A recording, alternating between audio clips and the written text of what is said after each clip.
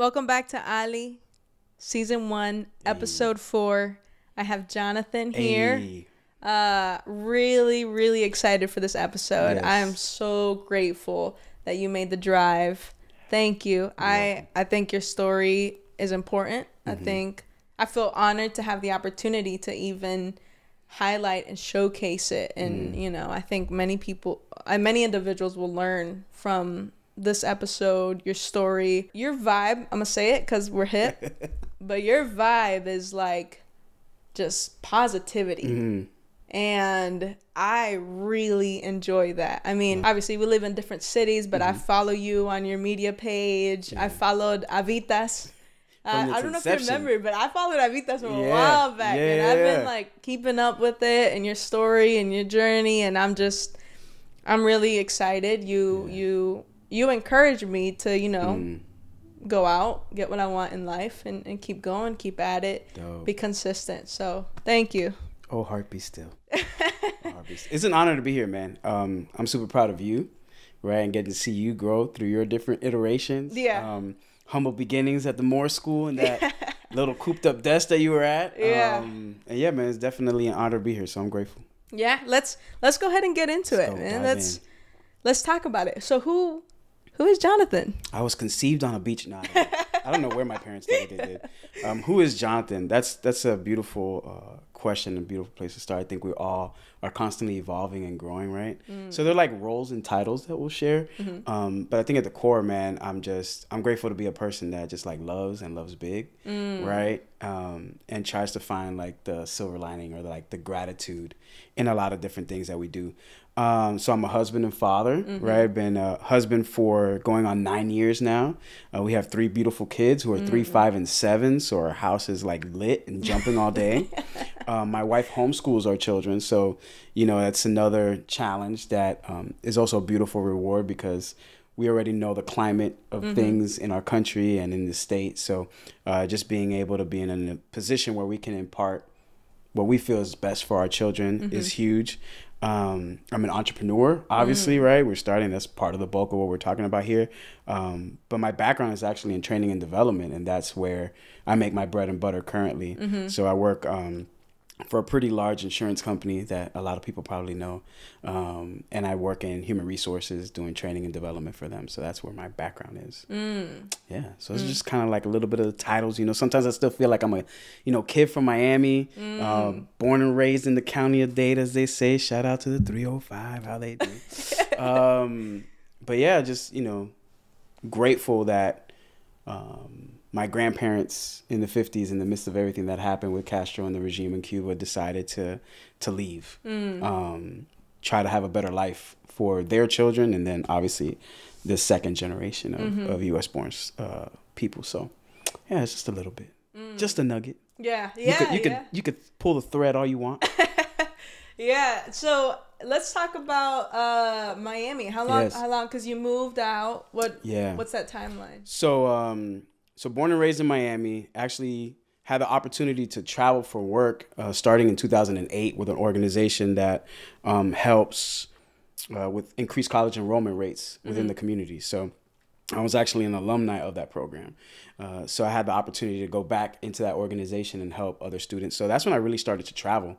I lived in New York for like 3 months or something at one point at St. John's University, lived in D.C., really enjoyed. Life was very different there. Lived in Cali for a little bit, right? And yeah, just got to explore the world and landed in the big city of Sumter, South Carolina in 2016.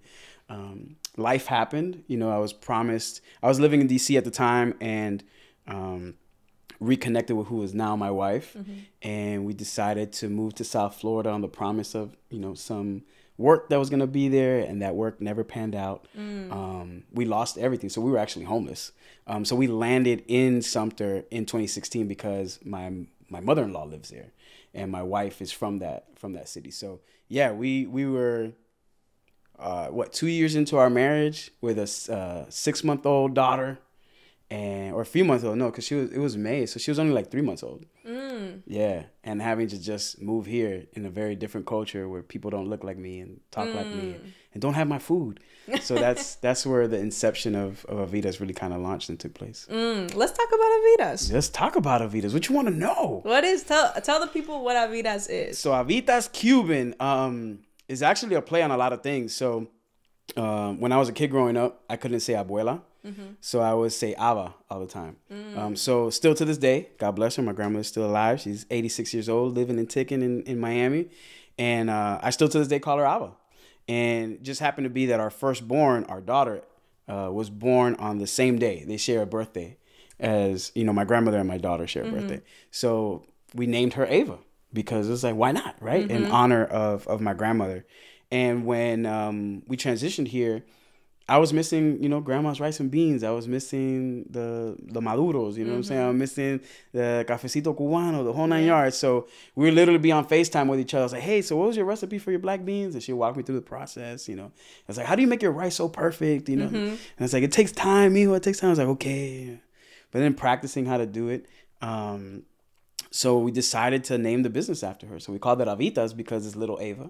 So it's homage to my grandmother, homage to our firstborn, and just homage to like my people, my culture in Miami. So that's where it really just started because I was hungry and couldn't find my food. And I was like, yo, let's start doing this. And, just inviting people over to the house and they would try food. It's like, yo, have you ever thought about doing this as a business? I was like, who's going to want this? You know what I mean? But then it just kind of really started growing. That's beautiful. That's powerful. The name, the meaning, your grandmother, your firstborn, that's amazing. There's a lot of intentionality with what I do. Like if I were to say anything, just, very intentional about what I do, what I speak, being very mindful of stuff, not flippant. Yeah. Matters. So that's where you're at now. But let's talk about the journey. It was amazing. Amazingly hilarious. So we've been in business for 4 years now, going on 5. And we had a start in a small church. Well, church wasn't small, but in a church parking lot, really. The church that we were at had a fundraiser for their youth ministry. And I'm like, yo, what better time to launch a food business, right? Than in the safety and the comfort of a parking lot at a church, right? Totally hilarious. I had never operated a generator a day in my life. I'm from Miami. I know we have hurricanes. It just wasn't my thing. I didn't have to do it. So I thought, how hard is it, right? You put gas in the thing, you crank it up, and then you're good. I never even thought to test the generator at the house. Never. So I made this like $1,000 investment in like a generator, a griddle, a table, right? What else? What else did I buy? It was a flat top. Yeah, a ginormous rice cooker, right? And I'm like, bro, we're just going to set up shop and we're going to plug this into this generator and it's going to work and it's going to be great and blah, blah, blah. Man, when I tell you that first day was so hilarious. I didn't know that you had to like I thought it came with gas, right? So it's like, I didn't know you had to put like more gas in the generator. It doesn't come with gas, by the way, people. Don't judge me, okay? I should have looked this up, but I didn't, but it's all right. Then I put too much gas in the thing, and it was like white smoke everywhere. And then there wasn't enough oil in the thing. It was hilarious. Thank God that there was a guy there that knew what he was doing, and he helped me out. So I gave him a free bowl for that. But yeah, man, that's how we started. We started off in the church parking lot selling rice bowls. So it was white rice, black beans, sweet plantains, chicken and pork, and the cilantro lime sauce and the guava barbecue sauce that I make. And we had a long line because we were just figuring stuff out. But we came in with a certain amount of product and we left with no product. So I was really excited about that. And it was a major learning curve because not just all the technical things that, obviously improved upon with time, but also it was a real like learning opportunity that people don't know, like my culture, right? They don't know my food. It was an entry point to teach people, right? So it's like, oh, this is really flavorful. What is this? And I was like, well, let me tell you like the origin of this, right? So that's how we started, man. And we started off doing like church circuits, basically, when churches would have like events and they needed food trucks. We would show up. We weren't a food truck. We still aren't a food truck, right? We're like a pop-up. Somebody blessed us with a tent and somebody blessed us with a couple tables and you know, the people in our community and our village per se, like they saw the need, and some people would come as customers and be like, yo, I really enjoy this. Like, how can I invest in, like, what is it that you need? So that's how we've been kind of growing. So we're still a pop-up to this day. We're still, you know, a couple of tents, couple of tables. Fortunately, we've been in places where now we don't have to use generators. We could plug into places, and I don't have to worry about all that stuff. But yeah, it's been a real interesting story. And then just figuring out ways to be more efficient in the process along the way. So now looking back on it, it's like, man, it took me like an hour to set up before, and now I could like set up shop in like 15 minutes and get everything kind of going. So yeah. What were some things you dealt with from a emotional perspective in terms of making this step into setting up that first shop? And the reason I ask this, and maybe it's a bit selfish of me, but I've been dealing with a little bit of doubt lately, and a little bit of, hey, this is what I want to do, but can I? Am I able? Did you ever deal with that Absolutely. at the beginning? All right, so I'm gonna look at you first and say, just do it. And I'm gonna look at them and just say, just do it. Right? Yeah. Do it anyways. Do it anyways, like what you're doing right now, right? Do it anyways. There's no perfect time, right? If you ever really think about it. Yep. This is just my personal spiritual belief, right? If God deposited something in your heart to do, right, and it's like burdening your heart to do it, then do it, right? Doesn't matter how insignificant it may feel. It doesn't matter how monumental it feels, right? Just do it. Just start. Because it's just like hitting the gym, right? Like, it sucks the first day, but then it maybe sucks the third day, and probably sucks the second week too. But then after a certain point, because you're going, like, your muscles get used to it, right? And then at a certain point, it's like you start to crave, like, oh, I really need to go, right? I never was like that about running. Running sucks. All my runners out there, God bless you, right? But yeah, I think it's just a matter of doing it, right? Like, after the first one, all I looked at was like, oh, I could have done this, and this differently. And then that's why you need a village, or you need people, right, that walk with you and know you. I had a really good friend, shout out to Maria. She pulled me to the side. She's like, Jay, like, you know how amazing this was? I was like, what you mean? Like, this could have gone differently. That could have gone differently. All I looked at the things of improvement. I was like, but you did it. And we're here. And you sold out, right? And I mean, it didn't hurt that we were the only people selling food. I think it was a great opportunity to start. But there was a lot of things that I was looking at. I was like, well, I'm not ready. I'm not fit to do this. But we did it anyways, right? So, yeah, I would just encourage you to just keep chipping away at it and doing it. Do it scared, right? Do it scared, because it's always. I think there's always going to be a healthy amount of fear, especially in things that you're blessed to do. I think there's always going to be like a healthy amount of fear. Like, I consider myself a great orator, like a great trainer, and there's always a smidget of like butterflies in your stomach before I go teach a class, or before I go like create some content, right? So I think it's healthy. Just do it scared. How would you say your earlier stages in your life prepared you for this? Man, that's good. So I think from a very young age, I was always like in some sort of like leadership position, whether it was like academically in school, or whether it's part of like organizations that I've been a part of, or even playing team sports. I didn't necessarily have to be the best at something, but I always had influence, right? So I think we always look at, if I had this perfect upbringing, right? If I had this, if I had all these resources growing up, then, and it's like, the reality of it is, bro, it's like, you got breath in your lungs and you're able-bodied, like, that's enough resource to do what you need to do, right? And I think sometimes we downplay, like, the hardships of things that really mold us and prepare us for the adversity we may face moving forward. I think some people, if they live a cushioned life, when adversity comes, they don't know how to handle it, right? But we're kind of built a certain way. We're built different, right? So when adversity and challenges come, we have a tendency to like lean into them and not shy away from them, right? So for me personally, I think just either exposure to certain leadership opportunities that I had growing up mattered, but also just some of the hardships, you know what I'm saying, that prepared me to like be creative. I think necessity is the mother of invention, right? So it's like, when you are kind of like lacking some stuff, you get real creative on how to like fix that and make a solution. And I think probably the last thing would be just seeing possibilities, like having mentors and friends around me in my life that help challenge my perspective and help me see possibilities outside of what I see. So, yeah. Surrounding yourself around people that want to improve or pursuing something. Yeah. That's definitely important. Being aware of who's around you on a daily basis and seeing how their energy influences you, because there's an influence. Absolutely. You know, regardless of if you think I'm protecting myself, like I don't let it get to me. It gets to you because it's the time that you spend with people. Yeah, I think there's a lot that happens like via osmosis and proximity, right?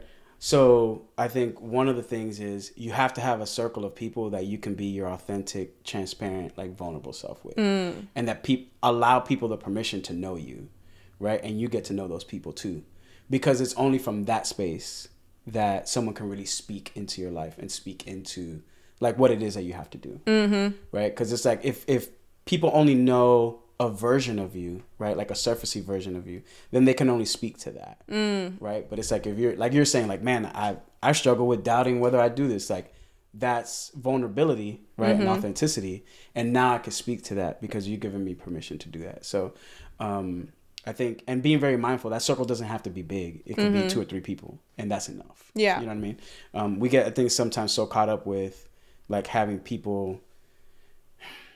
I'll say this. I think that you should have two to three sets of people in your life, right? This has nothing to do with any of this. Anyways, I think you should have people that you pour into, right? So people that you make an investment of time into. I think that there should be peers, right? Or like near peers. So people that are like on your same level, right? And then I think there just should be people in your life that you aspire to be like, right? So it's like cultivating those relationships where you are receiving information, let's say from like a mentor or someone that you look up to, that you're supporting each other within your peer group, and that you're making an investment in the next group that is to come. Because in that way it's cyclical. You know what I'm saying? Like if you have a closet full of clothes, you can't go buy more clothes unless you make room for it, right? So it's like, what are you doing with all that excess clothes? If you store it and you keep on storing it, then it's just going to possibly go bad, right? It's going to get wrinkled, it's going to get messed up, or you're just not going to have any capacity to receive any new clothes. So give some of that stuff away. Like cycle it out so it makes room for the new. Yeah. Yeah. There's a story that I want to tell. And I've told you this before, but you serve in one of my core memories. Word. A core memory. What's that movie? Memory. What's that movie? The movie about the emotions. Oh, I don't remember, but I know exactly what you're talking about. Go ahead. Core memory. I see the little ball. There's a core memory. It's a ball in my head, just like that movie. Gosh, I don't remember what that movie's called, but there is a core memory. And I was sitting on the 4th floor of Darla Moore School of Business, and I was feeling a bit overwhelmed, and I was feeling doubt, and it comes and goes in your life. But I felt I was doubting what I was doing. I was just not in a good spot mentally with where I was at. You came up to me, as you would tend to do, just in terms of saying, hey, what's up? How are you doing? And thanks for that, man. It meant a lot. It means a lot to me to this day. But it was one of those interactions. You came and you're like, hey, what's up? How are you doing? And I think I might have gotten into the topic a bit with you. And you were like, I don't know why, but God's telling me to tell you this. And you told me, you essentially explained the concept of planting a seed. And sometimes we're impatient with the seed and we want to see the results now. But reality is you plant the seed now and you see the plant 2, 3, 4, even 5 years later. And you see the impact that you've made and the influence and how, everything ends up planning out. But it all starts with the seed. And you got to trust the process and you got to be patient. And to this day, I think about that a lot. A lot. So words are powerful. Words are powerful. The influence that you have in people's lives is powerful. But now I have a question for you. You planted the seed of Avitas and you've grown it. How do you remain patient with the process? Woo! First of all, you're going to make me cry. 'Cause I remember having a lot of conversations with you, but yeah, in those moments, I'm just grateful for obedience. So tying it back to doing it scared, like whenever I receive stuff like that, I get real like reluctant, right? Because I was like, this may be off, you know what I mean? Like, what am I gonna do? But then you just, you and whenever it happens in other people, like it's just a constant confirmation. Just do it scared, anyways. How do I remain patient in the process? When you reminded me about the seed story, my daughter wants to grow watermelons in our backyard now, right? So she's like saving all the seeds. We found some seeded watermelon at like some grocery store, and she's like saving all the seeds, and she wants to start planting them. So we got what we needed. But then we looked at the video on YouTube, and she thought like, you just put the seed in the ground, and then like 2 weeks later it comes out. I was like, Ava, we're looking at this video and it's going to be like 5 months before watermelon comes out, right? And I was like, I think we might have started a little late. I think we need to buy some seed for next year, right? And cultivate that. But one is understanding that different fruit takes different time to grow, right? So whether it's a business, whether it's an idea, all of it has different maturation rates, right? So you have to understand the fruit first. And then in the patience of the process, you get real excited when you start to see it sprout. But just know that this is just the beginning of something else. So with our business, initially, and we started talking about this briefly at the beginning, was, I was really locked in. I was like, well, first I was like, it needs to be a brick and mortar. It needs to be a brick and mortar. It needs to be a building. I already see it. It's a white building with a wraparound. It's going to feel like you're walking into grandma's house. It's like Abuelita's house right there. Yes, that's it.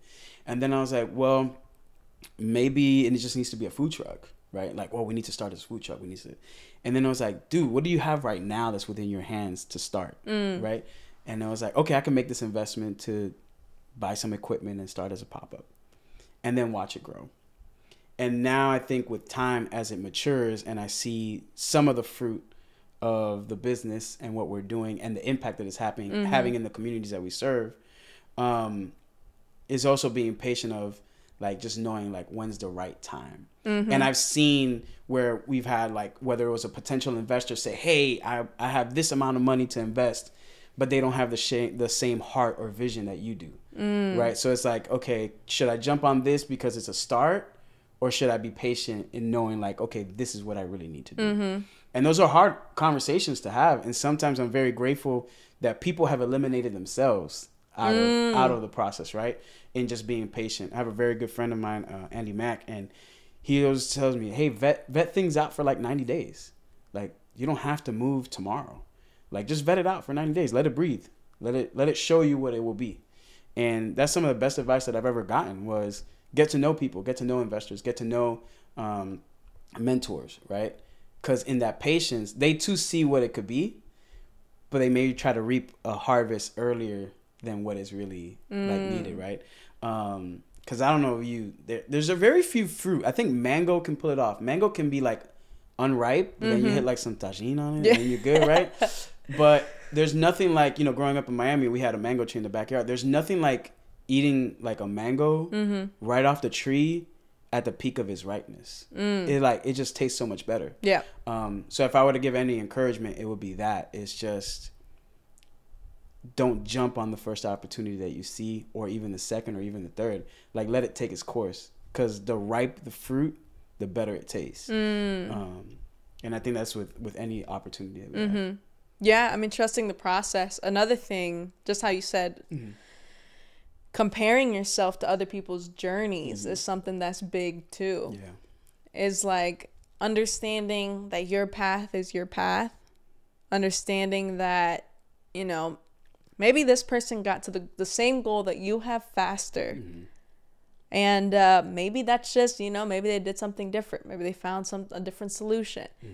But trusting that if your process takes a year and 6 months, 2 years, it's about the journey at the end of the day, right? It's about what skill sets you're able to develop. So when you really hit that spot that you want to hit, you're ready, because, you've gone through different failures, you've gone through different experiences, and you learn. And that's something that's, I think, big, especially within my life, of like, how do I keep myself from comparing my journey to others? I think before I speak to comparison, one of the things that you mentioned too is just timing, right?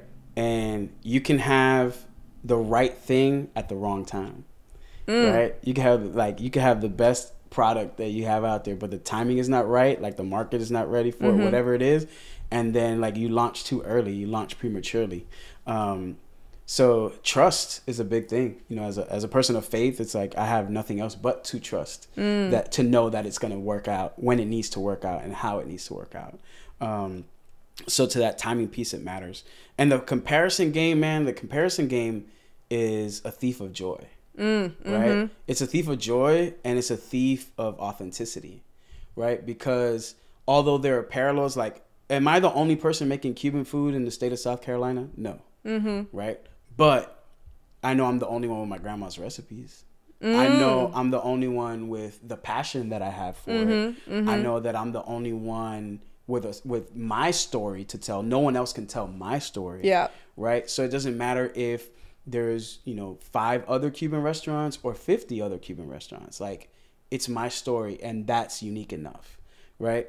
And I think I'll give you that example. Like, you go to a grocery store, right? To go buy bread. Where do you go?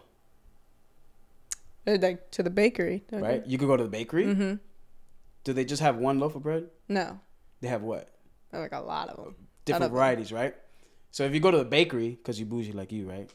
You want that fresh baked bread, right? You'll notice that there's a bunch of different options. But they have a whole aisle dedicated to bread. So what if Nature's Own decided that, shout out to Nature's Own when you sponsor, shout out right now. But like, what if Nature's Own decided, I won't make bread because there's 10 other people baking bread. What would happen? It would be out of business, and there would be no money. Like, the whole revenues. So all I'm saying is, like, the concept of bread is not new, but people are still out there baking bread and making a whole bunch of different stuff. So it's like, stop comparing yourself to everybody else that's on that aisle, and just like, do you. Like, do what you're birthed to do. Like, do what you're designed to do, because your gifting is unique in that sense. It may look similar, it may feel similar, but it's not the same, because there's only one you. That's powerful. That's a really good example. Is that there's so many people putting out products every single day. What is your story, and how are you different? And people will come. Yeah. Woo. All right. We're gonna go there. People are doing podcasts everywhere, right? People are doing YouTube. Like, all right, cool. Like, why am I gonna? I think this is just for you. Like, why am I gonna do this? Right? What's the purpose? I'm just another voice that's gonna get lost in the sea. But no, like, the sheep know the voice of their shepherd, and when their shepherd speaks, the sheep come because they know that voice. And I really do believe that in these spaces, like the people that decide to launch content in that sense, to a certain extent, they're shepherds, right? And to a certain extent, when they release that sound, it's going to resonate and reverberate with the people that it's designed to call for that space. So like, what you're doing with this space is that, like, you're putting out the signal, you're putting out the message. And it's like, once that message hits, it's not going to be for everybody, but it's going to be for those people that really need it. And then it's going to cultivate and gravitate, you know what I'm saying? And pull them. So I think that's the big thing, that we should never compare, because no one else has your voice. Like, when you speak, your family knows your voice. Yeah. If you're crying for help, your family knows that you're here, right? Your friends know who you are. And it's just going to be that. It's going to resonate in that sense, where it's going to be a certain level of familiarity, because it's going to resonate with the hearts and the minds of those people that need it. For you, but for everybody else too. But you're saying, like, No, that's powerful. That's powerful. And I think that the concept of also, you have what you need, but it's not the time. Oof, that's a big one. That's a big one. The first example that comes to my mind is a bit random, but the housing market right now. Yes. Yeah. It's crazy. Yeah. Yeah. Yeah. Like, maybe you have the capital to go buy a property, but is it the best time to do it? Is it the best time to do it? And how are you patient with that? You want something and you want it bad. The concept of, like, this is what I want. I want it bad. I want a house. Actually, it relates to me personally. I want a house. I want it bad. But, do I go now? Yeah. Or do I wait a little bit? you know, because in my mind, when we've spoken about this before, tunnel vision. Yeah, you get locked in. I think I would definitely tell you to wait. That's just that. Just wait. Yeah. Stack your bread and wait. But yeah, I think, you know, sometimes getting so caught up. And one of the nuggets that I definitely wanted to share is like why mentors are so important, right? Because it's like, if I would have launched my business, there are a lot of lumps I know I would have taken along the way that have been prevented because I've been patient in the process, right? And I'm not saying there's anything wrong with being like going guerrilla style and just doing it, right? Because I think there has to be that initial drive of like, all right, let's get this done and let's learn some lessons along the way, right? But I also think that there's a lot of wisdom that can be gleaned from people in your circles that have done the work before. So whether if you're an entrepreneur looking to launch a business, like researching what small business development centers are in your city or your town, because a lot of the opportunities are there and we don't even know about it. There's a lot of free resources that we don't even know about. There's mentorship programs that are free because they're embedded into the development of the cities, the financial development of those cities. So doing that research, like seeing what's available out there, not being scared to ask for help and ask questions, right? And I think a lot of times we get caught up in, you know, the pride or the ego, or even just thinking like too lowly of ourselves, right? Oh, no one's gonna help me. Like no one's gonna see me like that, right? Yeah, Jonathan will never say yes to come to this thing, so I'm gonna wait to, you know, just trying to put ourselves in a mindset that's like, okay, we're gonna run this thing, we're gonna, whatever it is, it could be a food business, it could be a podcast, it could be a retail space, whatever it is, a consulting firm. Just start, and then by starting. You get to now see and identify what gaps you have. And then you can start asking questions to people that do similar things and then kind of progress. I have no idea what your question was, but I just went on that tangent. Yeah, no. Hey, it's knowledge that it's wisdom that you're dropping and really we're just grateful to receive it. You know what I mean? Dope. But no, I think it's a really, who was Jonathan is I feel like we gotta. Yeah, man. And food was never like, mind you, like I went to school for, like I was in medical school, like not medical school, but fire rescue, paramedic. Like I was into emergency medicine. Like my degree's in history. I have an IT background. That's how we met. Yeah. Right. Like no one hired me doing facilitation here in South Carolina. I got IT certs like A+ and CompTIA, like Network Plus certifications and stuff like that. But my grandfather was an executive chef at the New York Athletic Club, and you would think that that's who I would like glean all this, but no, it was my grandma. Like being in my grandma's kitchen, watching her cook, and being raised there. Like, you know, getting home from school and dropping my book bag off at the stop sign and playing football with my cousins and my friends, and then, you know, her saying "Jonathan," and then just come running across the street and have dinner. You know, like that's the birthplace of all of this, is just spending time there in her kitchen. That's a beautiful story. It is. So we know who Jonathan is, and we know a little bit about your journey, and I'm sure there's so much more. Yes, tons of stones. But who are you becoming? What's in your future? What do you aspire? You know, what are you working towards? You're still young. Yeah. What does that future look like? So man, evolution is a beautiful thing, and I would encourage anyone that's listening, you know, obviously you're on your journey, well on your way, to just be open, you know, be open to growth. I think sometimes we lock ourselves in, we get that tunnel vision, and we say, oh, well, this is who I am and this is who I have to be, right? Right? More so maybe even the have to be, right? Because we feel like parental pressure or pressure from families, especially being, you know, whether it's first generation, you know, U.S. born, or first generation just stateside, right? Like there's a lot of pressures that we sometimes feel like we have to conform to. And I would just encourage people to evolve and grow. And where we're heading, man, like me as an individual and as a business, like there's a lot of, I think I used to trap myself in thinking that there was just one way to do something, right? And now I'm just really open. And I was like, well, there's this powerful word. It's called and. right? So it's like I can do this and that at the same time. I don't necessarily have to only or exclusively do this.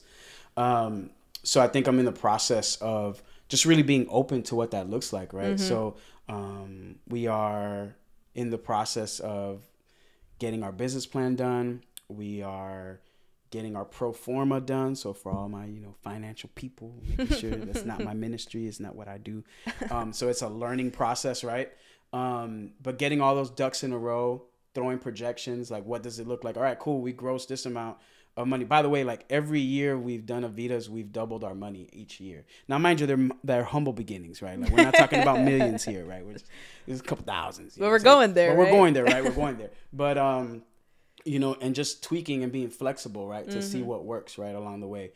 So for instance, last year we did like 2 caterings, but this year we've already done 12. So I've made the same amount of money as I did last year, this year, working a fraction of the time. So it's like just being open to what does it really look like, right?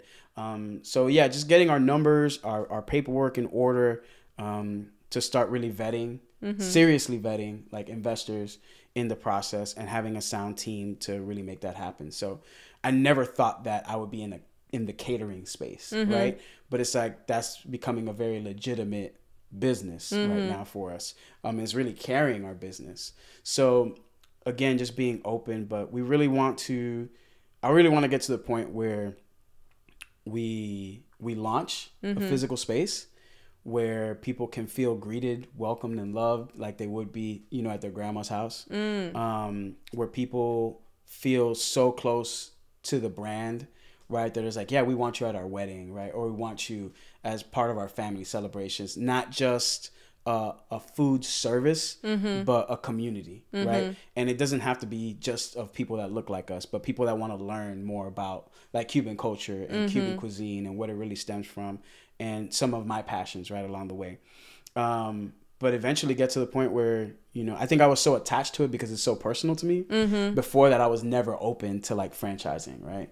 But now it's like, I have no problem. Like, get me to a $3 million valuation. And if you want a piece of the business, this is here for you at the right price, right? Yeah. I think I definitely want to keep like percentage ownership and that sort of stuff. But I just know that I have a lot of different passions. And I think this is just one avenue to not just create generational wealth for my family, but also to educate and empower my community too. So yeah, man, so that's what we're doing. We're just chipping away at it one day at a time, meeting with my mentors, meeting with the teams, and getting those things in order to see, what God has in store for it. Can you give us some tips around consistency? Ooh. Come on. All right. Discipline. And it's hard. It's hard. It's hard to be consistent when, for instance, like we're in the food business and, you launch your product and it's a hit, for 3 days. And then day 4 and 5 come around and you hear crickets, right? And I was like, you start to doubt, like, oh, what should I have done this? Is there something wrong with it? No, just knowing that everything has like an ebb and flow, right? So you remaining consistent with it is what matters, right? So, and identifying what that consistency looks like. I think sometimes we get so caught up in like overhauling and like overdoing that we feel like that's being consistent. And maybe sometimes consistency is really doing something once a week. And doing that 52 times a year. Like maybe that's consistent enough, right? I think in this culture we have so much of that grind, gotta go hard. I gotta, gotta be awake when everybody else is asleep. And it's like that doesn't bear fruit, right? Like, and if it does, the fruit is not going to taste as sweet because it's just not in the right time, right? So identifying what consistency looks like for you, not overdoing it. And then I think also having the right group of people around you to encourage you to keep going when you sometimes don't feel like keeping going. That's a big one because personally for me, that's something that like I've been trying to work through. Like, what does consistency look like? And then also the concept of grace and treating yourself with some self-love of like, okay, listen, this is your goal. But at times life happens, things happen, and it doesn't, the path that you thought you were going to go on, it's not you know, it's not like most of the times, at least, it's life happens and something completely different comes your way, and it's a detour, and it's a lot of detours. And you know, at the point where you get to your final destination, you look back and you're like, that's nothing as how I planned it, right? So that's a big one. All right, two things. I think, and I don't know if I'm speaking to you, but I'm definitely speaking to me. I'm guilty, and all the people out there might be, right? I have a tendency to extend grace to others way more than I will extend grace to myself. Because this mindset of perfectionism, or like, oh, Jonathan, you knew better. Like, you should have done better, right? Like, I think you hit the nail on the head, like extending ourselves that same grace, if not even more grace than we might extend somebody else, right? Because we're just figuring stuff out, right? Sometimes when, all right, cool. I wasn't planning on going here. When you're like forging a path, right? There's no blueprint, right? Like before all these houses that are beautiful have been built here, right? This was probably like marshland and trees and that sort of stuff. Somebody had to come in with a plan, right? And cool, they may have had an idea, but guess what? Somebody had to chop down trees. That's not easy work, right? Like blazing the path is not an easy thing to do. So I think sometimes giving ourselves that grace when we're just figuring things out, like it's okay. Yeah. Like it's okay, because no one else, I mean, has anyone else here in your house launched a podcast that you can, you know, glean from? No, right? Yeah. But it's like, even that is just like learning to extend yourself that love and giving yourself that opportunity to fail, because in failures there's growth, right? I don't really define things as failures unless there's nothing that you can learn from it, right? But if there's something that you can learn from it, then is it really a failure, or is it just an opportunity to grow, right? I think it's just an opportunity. The other thing I was going to share when you talked about like direct paths, like I don't know if you've ever traveled from like New York to Miami, but there's a direct route, which is very boring, right? Like if you take 95 south, you know, from New York to Miami, like you're not going to see much. But if you venture out and spend a little bit more time, right, you can hit the coast and see the views and see how like everything changes, right, as you leave the north and the way that it's built to, you know, the mid states where we're at now, and then get into the south and get back to Miami. So I think that sometimes we're in such a haste to get to places that we forget that there's beauty in just taking a little bit of a longer route that might be a little bit more scenic and take more time, but there's something more fruitful along that path. That's a good example. You got great examples. I get pictures. I get pictures in my head. No, it's great. Yeah, I really like it. It's really good. I want to end with one question. Go for it. What advice would you give to someone that is like on the edge of like, I'm gonna start a restaurant or a catering business or a pop-up shop? What's your advice to that person that's thinking about it, hasn't taken that first step because, I don't know, maybe doubt, maybe opportunity, maybe they have their resources, not the right time, but they're thinking about it? What would you say? Man, aside from doing it, we started, right, like just offering food for people coming over at the house, right? So I would encourage you, especially in the food space, if you believe you have something unique, right, that really stands out or meets the need of an area that you're in, right, then invite a group of friends over to have a meal, right? And invite people that will be like honest with you, right? Not just like your friends say, oh, this is good, and then like spit it out behind their backs, right? Like invite people and invite some friends of friends, right? And it doesn't have to be anything massive. It could just be like 10 people. You know what I'm saying? Maybe invite a friend and somebody else that, you know, that you don't necessarily know that well. And just say, hey, I would love to have you over for dinner. Let's just have a conversation. You don't even have to pitch it as like, I'm sampling my menu. Yeah. Right? You can just say, hey, I just want to have a conversation and get to know people. And then at the end, hit them like, yo, so what you just ate, like, is this something that you would eat again? Right? And sometimes you don't even have to ask that question. A lot of times, like one of my favorite things is when somebody like gets that first bite of something that I made. Right? And they like, you know how we do sometimes, we'll like throw a fork or, you know what I'm saying? What is this, right? Like the reaction, right? Yeah. And some people that, you know, they'll take a bite and they'll be like, or they're like, like there you already know that you have something special. And then you could just start building from there. Like, all right, cool. Like how frequently would you have something like this, right? Do you think that there's a man in this area for something like this? Any adjustments that you might make, right? And then just kind of keep chipping away at it in that way. That's what we did. And I'm not saying that's like the perfect blueprint, but what I'm saying is nothing will ever get done if you never start. So starting small with a group of people that will give you honest feedback, and then just kind of like grow from there. And then just do your research too. Like,